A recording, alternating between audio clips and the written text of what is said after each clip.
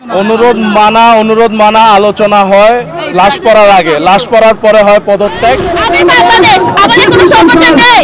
আমি বাংলাদেশ, আমি বাংলাদেশের জনগণ, আমি দেশ পার্টি না, আমরা কোনো জামাত পার্টি না, ডেমোক্রেসিও নাই, হিউম্যান রাইটসও নাই। কিন্তু সবকিছু একটা লিমিট থেকে লিমিট ক্রস হয়ে গেছে।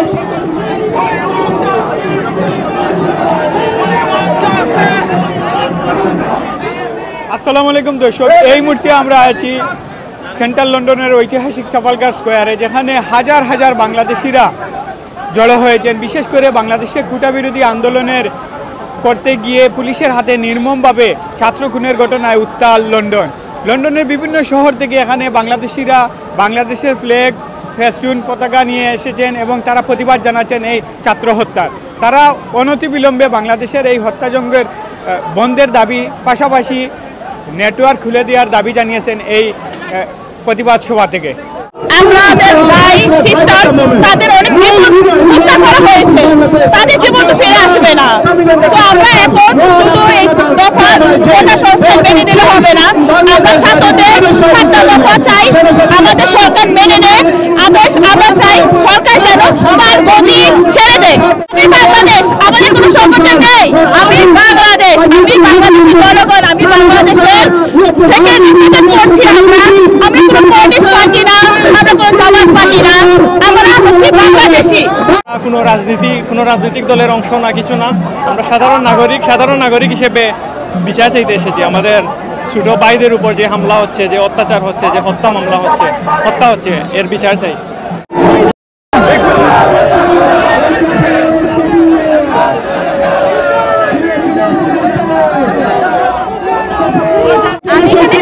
Because I am a Bangladeshi. It's not about party politics anymore. এটা আওয়ামী লীগ বা অন্য কোনো পার্টির ব্যাপার না, এটা হচ্ছে বেসিক হিউম্যান রাইটসের ব্যাপার, এটা হচ্ছে ডেমোক্রেসির ব্যাপার। বাংলাদেশে অনেক দিন ধরে ডেমোক্রেসিও নাই, হিউম্যান রাইটসও নাই, কিন্তু সবকিছু একটা লিমিট থেকে লিমিট ক্রস হয়ে গেছে। মানে ওয়াই দ্য কিলিং, এতগুলো ইনোসেন্ট লাইফ মেরে ফেলেছে। On top of that, it's last 6 দিন ধরে ওখানে কোনো ইন্টারনেট নাই, কমপ্লিট ব্লকআউট। গাজাতেও ইন্টারনেট আছে, বাংলাদেশে 6 দিন ধরে ইন্টারনেট। বাংলাদেশে আমার ভাই, আমার বোনদের নির্বিচারে মারা যাচ্ছে।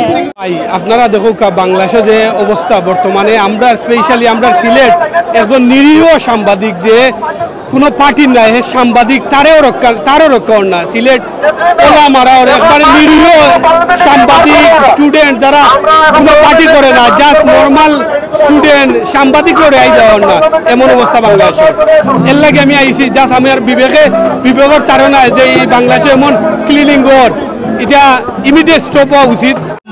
অনুরোধ মানা আলোচনা হয়, লাশ পড়ার আগে, লাশ পড়ার পরে হয় পদত্যাগ। আর এই সরকারের পদত্যাগ ছাড়া এখন আমাদের সমগ্র বাংলার মানুষের, পৃথিবীর যেই প্রান্তে ছড়ায় ছিটায় আছি, আমাদের একমাত্র দাবি এই ডিক্টেটর হাসিনা পদত্যাগ। আজকে আপনি দেখতেছেন লন্ডনে, আজকে আপনি দেখতেছেন নিউ ইয়র্কে, আজকে আপনি সারা পৃথিবীতে দেখতেছেন যে এই মানুষের যে জনজোয়ার, এই মানুষের যে স্বতঃস্ফূর্ত মানুষের যে চলে আসা, এই মাঠে রাজপথে নাইমা পড়া, এই যে আক্ষেপটা, তাহলে আজকে আমার দেশের কি অবস্থা? আমার দেশের যদি সবকিছু স্বাভাবিক হয়, তারপরে এখনো ইন্টারনেট বন্ধ কেন? এখনো কেন ইন্টারনেট বন্ধ? এখনো কি জন্য মানুষজনের যেই 8 দফা দাবি দিছে এটা মানা হচ্ছে না? তার মানে এগুলি সবকিছুই এই সরকারের বরাবরের মতনই সাজানো নাটক।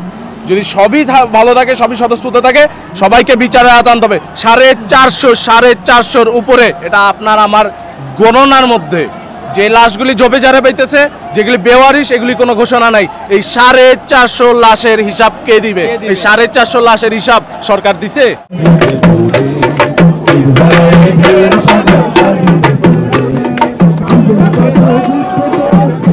ছাত্রছাত্রীকে নির্বিচারে পাখির মতো গুলি করে হত্যা করা হয়েছে। কোর্টের রাজ্য শুধু কোটা সংস্কার করেছে, কিন্তু এই যে মানুষগুলা, যারা এই যে শিক্ষার্থী ভাইরা যাদেরকে হত্যা করা হয়েছে, তাদের একটি পরিপূর্ণ বিচার দাবিতে, তাদের হত্যার দাবিতে আমাদের আজকের এই মানববদ্ধ। দেশের সাধারণ ছাত্রছাত্রীরা তাদের সামান্য একটা কোটার দাবিতে যে আন্দোলন করেছে, সে আন্দোলনের পরিপ্রেক্ষিতে সরকার চাইলে পয়লা দিনই তাদের দাবিটা মেনে নিত, এই 500 ছাত্রর জীবন যাইতো না। তাই এখন 500 ছাত্র যে এখন জীবন দিলাইছে, এখন আর এই সরকার আর দেশের ক্ষমতায় থাকার কোনো যৌক্তিকতা নাই। যে 400 স্টুডেন্ট মরার পরে তারা আসছে এখন আমাদের কাছে কি জন্য, তারা এখন 8 দফা দাবি মাইনা নিবে। কেন 8 দফা মানতে কি 400 স্টুডেন্টের মৃত্যুর দরকার হয় না? এভাবে আমরা মাইনা নিব না। আর এখন যদি আসা হয় তাহলে সব কিছু স্টেপ ডাউন নিতে হবে, তাকে দেশ পদত্যাগ করতে হবে এবং স্টুডেন্টদের সব কিছু মাইনা নিতে হবে। We don't want any more dictatorship regime, and we fulfill the demand for students, and she should respect the students' demand as a prime minister, but she didn't show it. Now she has to step down.